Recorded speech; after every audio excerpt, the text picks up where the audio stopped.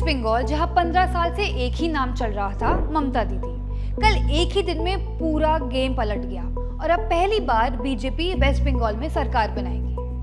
BJP won 206 seat 2/3 majority and इस number ने ही पूरे भारत में तहलका मचा दिया। Hello, this is Soumya Gupta and let's dive deeper into the historic Bengal elections.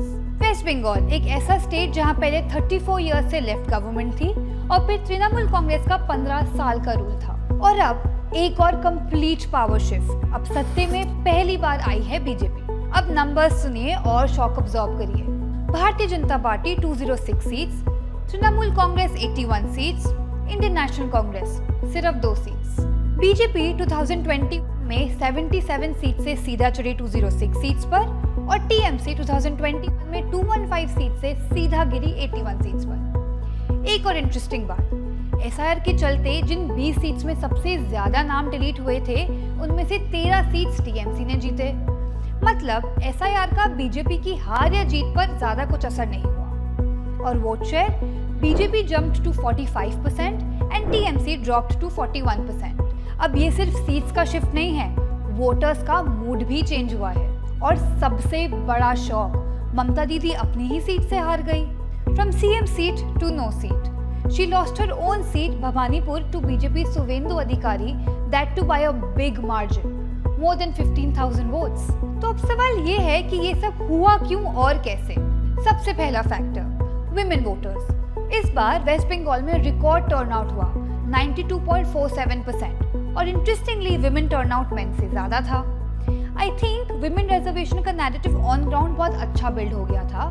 The BJP was successful in painting the opposition as anti women. दूसरा factor, government employees और एस्पिरेशनल यूथ। वेस्ट बंगाल में लाखों लोग डायरेक्टली या इनडायरेक्टली गवर्नमेंट जॉब से linked हैं, चाहे वो एग्जिस्टिंग एम्प्लॉयज हो या जॉब एस्पिरेंट्स। इलेक्शन से पहले 7th पे कमीशन, सैलरी रिविजन और जॉब वैकेंसी जैसे इश्यूज अग्रेसिवली हाईलाइट किए गए। अब सोचो, जब 20 से 50 लाख लोगों को लगता है कि उनकी फाइनेंशियल कंडीशन बीजेपी गवर्नमेंट के अंडर इम्प्रूव हो सकती है, तो वोट सिर्फ आइडियोलॉजी पे नहीं, फ्यूचर एक्सपेक्टेशंस पर भी दिए गए। तीसरा और शायद सबसे emotional factor, law and order and anti incumbency. पिछले कुछ सालों में टीएमसी मेंबर्स के against corruption, local level violence के एक्यूजेशंस और स्पेशली आरजीकर हॉस्पिटल केस जैसे इंसिडेंट्स ने एक स्ट्रॉन्ग परसेप्शन क्रिएट किया। ये परसेप्शन था कि सिस्टम में अकाउंटेबिलिटी कम हो गई है और इसी नैरेटिव को और स्ट्रॉन्ग बनाया एक और सिंबॉलिक मूव ने।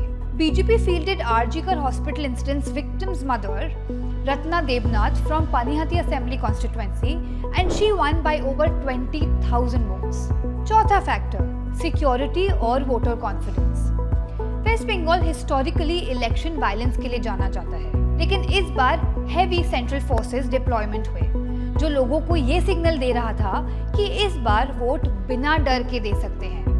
This was very much evident in the historic voter turnout. और जैसे कि इतिहास बार बार दोहराता है, 2011 में टीएमसी ने 34 इयर्स ऑफ लेफ्ट रूल को एंड किया था और इस बार 2026 में बीजेपी ने तृणमूल कांग्रेस के 15 साल के रूल को एंड कर दिया। तो ये सिर्फ एक रिजल्ट नहीं है, ये एक रिमाइंडर है कि असली पावर नेता के पास नहीं बल्कि जनता के पास होती है और अगर एक वोटर ने मूड बना लिया ना, तो कुर्सी नहीं पूरी कहानी बदल देता है। That's all for the day. For more such interesting updates, stay tuned only on Sunset Flix.